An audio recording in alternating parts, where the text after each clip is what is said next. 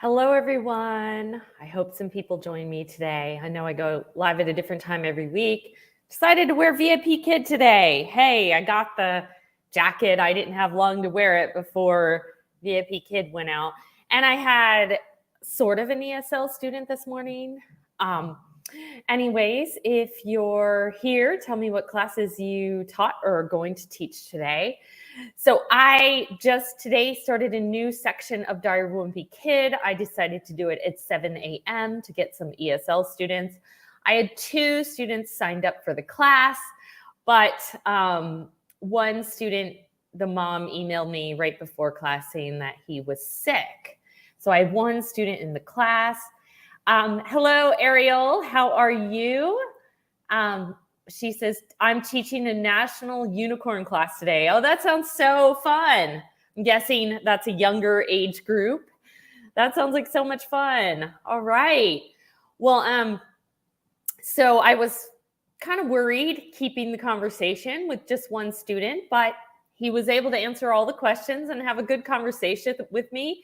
He spoke English very well, and he told me that his parents were living in Australia when he was born. So that means he would have been hearing English as a baby, which is like when we pick up our accent. I mean, he definitely didn't have a Vietnam accent, barely had an accent at all, spoke really well.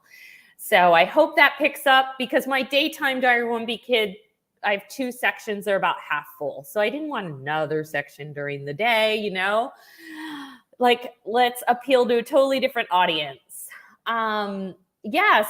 If you saw the title of this, it was Teach to Ukraine. I'm going to put in the chat, here's a Facebook group that you can join, and it's to volunteer to teach to Ukraine. It is not through any type of company. It's just an independent thing.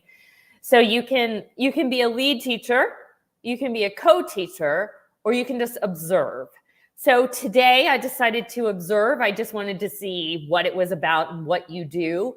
And basically it was like when I used to do American Girl at Outschool, American Girl classes, they were just fun classes with games.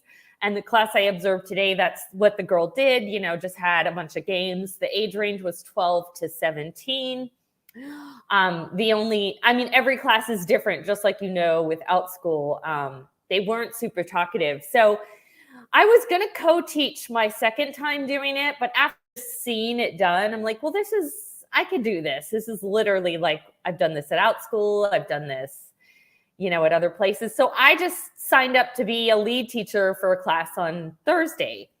Tuesdays and Thursdays are the day I can volunteer. And I decided to go with a slightly younger age group. I did 7 to 12, just because that's kind of more what I do on Outschool, and I do find that they're more willing to turn on their cameras and stuff. But yes, if you want to volunteer, none of us can stop Putin, but hey, maybe we can just put a smile on these kids' faces, even for a minute, 5 minutes, 45 minutes, the length of the classes. If you're watching this later, I have in the description box, I have the Facebook group that you can join to do it. And then it's a Google Doc. You just open and sign up your name on the times that you teach. All the times are it's military time, but it's also in Ukrainian time. Okay, so every week, I think Vipkid keeps telling us they're only going to send out weekly reports once a month, and we keep getting stuff. This was actually from Thursday. It's pretty short, so I'll read this before I go into. There were 2 Outschool emails since last week. This is just my luck, but Outschool always sends an email on Tuesdays, literally right after my classes. Hey, Casey. Oh, you're still live. Yay. I actually just went live 5 minutes ago. Yes. And I thought I was going to miss you. Nope, you didn't miss me. So yes, I was just chit-chatting. I put in the chat a link to a Facebook group to volunteer to teach in Ukraine. And I'm just about to read the Vipkid most recent report, which was Thursday. This came out on Thursday. There's one, it's mostly just chit chat fluff, but there was one major thing in here. Let me know. I know Casey's not. Ariel, are you working for Vipkid? I know some people, or do you just have a contract and you're not working? 6 ways. Okay, so there's 6 ways to be a cheerleader for a young girl. And then it's like an article and a video. All right, here's the major thing. Vipkid is expanding. Vipkid Global is excited to announce this spring English lessons will be available to students from the Kingdom of Saudi Arabia. If you have a special cultural connection to this region and want to be more involved, we'd love to hear from you. In addition to Arabic, you will soon see our website translated into Spanish and Japanese. We're excited about these opportunities. Awesome. There are a lot of Spanish-speaking countries out there. Actually, I teach geography in a brick and mortar school, and a lot of people think Spanish is the largest population of people speaking it, but it's actually not. It's Mandarin, just because there's a lot of people who speak, a lot of people living in China. Coffee with Cindy Me. If you were to have a Saturday afternoon coffee with Cindy Me, you probably find yourselves deep in conversation. So anyone doing this during my heart of the Vipkid days, I would have jumped at this. I'm just so busy now. I don't know if I'll do this, but anyone want to have coffee with Cindy Me through Zoom? You'll see her cat. So there's events and meetup, women in the community making a difference, women in the community discovering polymer jewelry, community who inspires you, organization for the mind, body, and soul. And then they have good things that happen to different people who had babies and things like that. Okay, I'm going to stop share, see what you guys are saying. Japanese, I know. You should teach it, Casey, if you want to. I mean, I know Vipkid's one of the lower paying things that I'm doing these days. Okay, so there were 2 Outschool emails. I'm not sure which one I'm choosing first. There was one again that there's probably going to be one that comes out later today. There's always one on a Tuesday. All right. Yeah, this one was last week. So it came out like later in the day after my live. All right, easier schedule lead for more enrollments.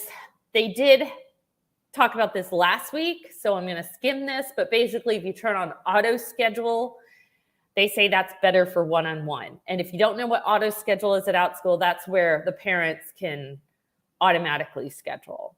Is anyone going to do this? I personally, I am so busy. I have a tight rein on my schedule, and I really don't want parents scheduling. When I did open ESL classes, I just scheduled a bunch of slots, so you could do that too. But I think this is a good thing if you're the type of person who has a really open schedule. Maybe you're new to Outschool and you're just like, especially if you don't have kids home during the day and maybe just like anytime you want to book, this might be good for you. Outschool tests new features. I did click on the more information for this part. Have you ever logged in and noticed something a little different? You may be seeing a product test for a new feature. So Vipkid used to do this too. They would just take like a few teachers and test something new, and sometimes you wouldn't even know if you were the test. Bug fix conversation with parents. Later this week, we're releasing a fix to a bug that was causing conversations with parents to be incorrectly labeled as having no previously enrolled learners in the sidebar. We appreciate your patience. I definitely heard people talking about this on the Facebook pages. It didn't really affect me. Did any of you see that? Okay, so I have another email from Outschool. Okay.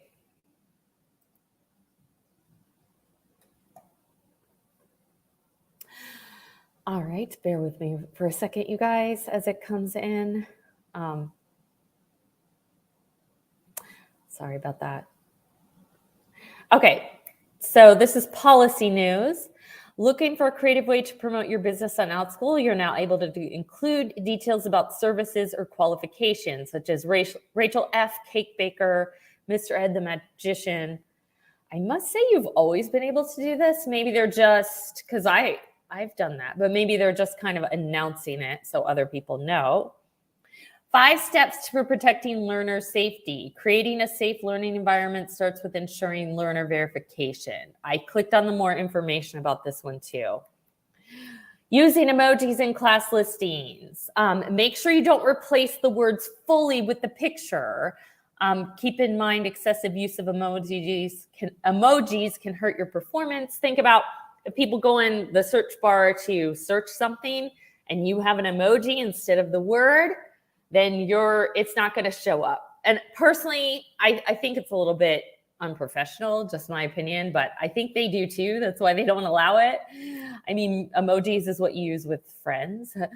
When's the next policy news? To save space in your inbox, we'll now be sending policy news every other month. Rest assured, this always informs you. So I've heard them say this before in emails, but after talking to some other people who also teach at Outschool, they were saying like, well, they have different emails. They have the policy news, the marketing news. So they're all different, which makes it more confusing. So like they might be doing the policy news once a month, but the marketing one will still come out. Because I've heard them say that before and like, yeah, still, it's all good. Okay. All right, let me do the more information for some of these that I thought, I didn't do every single one of them, but I thought the ones you guys would want to like know more about or were more interesting. Okay, so this is about them testing out things on small groups, and it just talks about how and why they choose small groups. So our goal is that every update we make enhances your teaching experience. So they talked about here in the second paragraph, here's an example of a product update to the Educator profiles. Remember how they totally changed the profiles?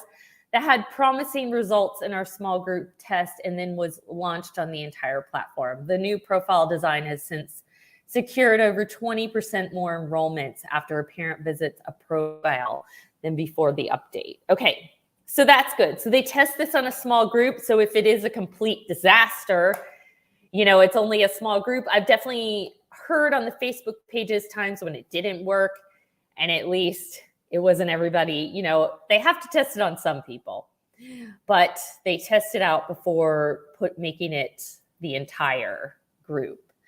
Okay, so this one's like 5 steps to ensuring safety. Yeah, so, you know, comparing waiting room names with enrolled learners. Has anyone had an issue with this? I had a couple times where I had one of my regular students who would sign in from his mom's work computer and then I didn't recognize it. But after it happened twice, like I knew it was him. But the first time, you know, you're not going to know, and you have to be careful. Verify learners with the video check. If they have like a little green dot by their name, then they've been verified ahead of time by Outschool. If they don't, then you have to verify them. If they're shy, you could always go in a break room to verify them. But I have most will just turn on their camera for a second. So kindly explain Outschool's video check-in policy. Let them know you'll need to place them in the waiting room. Report to safety. That's if they don't turn on their cameras. Help learners remember to keep personal information private. I think this would be more of a problem if you taught younger students. They don't know, like when you say where you live, they're going to give you their whole address. I teach older students, so I think they know. I mean, I hope that we can at least, let's see, keep all communication on Outschool. That would only be tricky, like if you know the person outside of Outschool, or if you meet them on the discounted groups, but you could always just, if you start a conversation, you know, through Facebook Messenger, because they're thinking about signing up, as soon as they do sign up, try to move it over. Just say, oh, I responded to you on Outschool. So do not agree personal information like full names, email addresses, social media, or phone numbers. I do like to ask them the state they live in, especially when I'm teaching civics, because we're talking about the United States and the different states, and it's fun to be like, oh, Jane's from Texas. Texas has a large number of representatives, you know, or something like that. And then in so-and-so state, you only have one, you know. So it is fun, but they know if they're older to like not go too far. Don't share Zoom links even if parents ask. So that means like when you copy the direct link and send it to them, they have to go through the Outschool website, which is like a green button on the classroom page.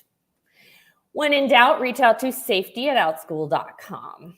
Okay, and all right, and okay, I have one more I'm going to share with you guys. I hope I'm not boring you. Maybe you're just listening, but okay, Educator profile guidelines. Okay, so general requirements, you should have your name. It doesn't have to be your full name, but some variant of your legal name.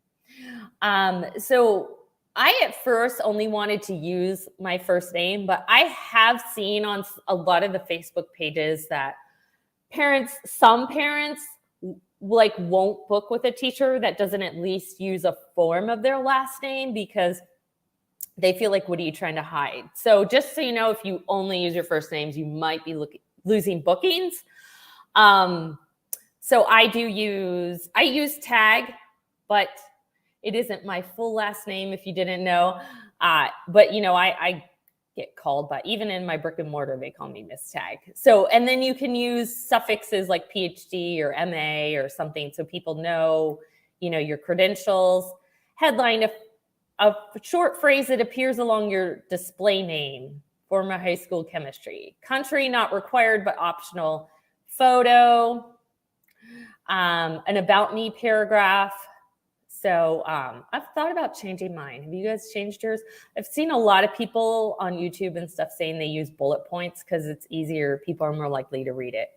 Profile URL is a link to your profile. Video requirements. All right, this stuff's pretty basic. So those of you that done like Vipkid, online teaching, you know all of this.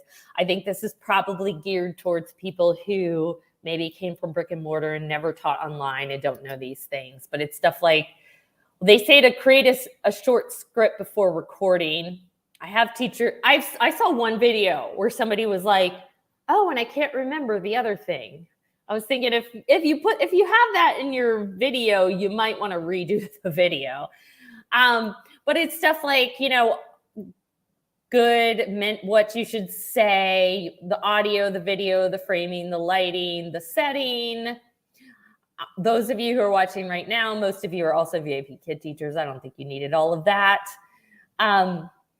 Casey, it's great just listening while I walk Goliath. Great. Hi, Rebecca. I just finished all the more informations about Vipkid and Outschool. It wasn't too huge today. And if anyone missed the beginning, let me put it in here again, but I was talking about a Facebook group where you can volunteer your time to teach some children in Ukraine. Here it is. It's a Facebook group, and you can observe before you actually teach. So I observed today, and I'm going to teach on Thursday. All right. Let's see. How are your classes going? And what are you guys doing for the summer? Are you just going to stick with the same things? Are you going to take a month off? I am trying to decide what to do this summer. I need to bring in some money. I can cut back a little bit, but I can't completely cut out for like 2 months. I might stop teaching just for the month of like July. So I've tried to decide what to do. I put a camp up. I'm going to see if it books. We'll just see what happens. I never advertise on the discount site unless I have at least one learner who is paid full price. Oh, yes. I mentioned this at the beginning too. Yeah, you know what? I never get a chance to wear it anymore. So I thought, why not? And this morning I had, not an ESL student, but I had a super early morning book club. And so I decided to go ahead and wear it since I'm like early morning teaching again. One student who spoke English very well, but he was from Vietnam. So yeah, I'm trying to decide. I could just keep my ongoing classes through June. I mean, my kids are off in June. We only have a couple short weekend vacations in June. And So maybe I could just scale back, you know. I can't afford to stop. I'm cutting out August, like completely cutting out August. Okay, I'm thinking about cutting out July. Oh, the baby. Well, yeah, that's a good reason to stop. I mean, you're going to be like sleep deprived, you might not, and the baby's going to need full attention. Yeah. So I'm thinking if my camp doesn't book, and I'll give it a few weeks, like if in 2 weeks I don't even have one booking, I'm just going to take it down. I'm going to keep my ongoing going. I'm going to just expect that, enrollments are going to go down a little bit in June. So even if I have to do less sections, I need to have some money coming in. Even if it's less money than during the year, I need to have something. Can't decide about ESL. Maybe I'll do more ESL. But then the problem is I don't want to be obligated doing all those ESL classes when school starts and life gets busy. I wouldn't say burned. I wasn't burned, but just another thing that happened on the free and discount page that made me go, why do I even bother? So the class I taught today, I had 2 learners signed up. One of them got sick at the very last minute, so didn't come. So I ended up having 1 learner. Anyway, so Sunday night, I was like, okay, I have 2 learners. It would be nice to have at least 1 more for the conversation. So I'll go ahead and put it on the discount group, which I did. Somebody signed up at half price. And I was like, cool, I was going to teach it anyway to 2 people. So at least a little extra money and 1 more person for the conversation. And then they confirmed with me what book they needed to read. And then all of a sudden I got a withdrawal, like, oh, I read the first 2 pages of the book. I didn't like the words that he used. I didn't like the premise of the book. And it was like, why do I bother? I understand because like the people that find you through the Outschool website, they probably were fans of the book. They probably love it. They've already read it. They like it. Whereas the people in the discount groups are going to be like, okay, the class is a good discount. Let's sign up. Oh, what book was it? Let's figure it out. And then they're trying to read the book and figure out they don't like it. I don't know. I wouldn't say I was burned because like, they didn't like screw me over or anything, but just like, why do I bother? And I'm a moderator for the discount group. I'm not knocking the actual group, just kind of the customer you end up getting through the group. Just let people find you naturally. Those are people who want that class, who are searching for that class, who are interested in that class. Yeah. So anyways, I do not have anything else that I wanted to bring up. I'll let you know next week how it goes after I lead my own class with the Ukrainian students. And thanks for those of you who came and those of you who watch later. And I will see you later. Bye. Zaijian.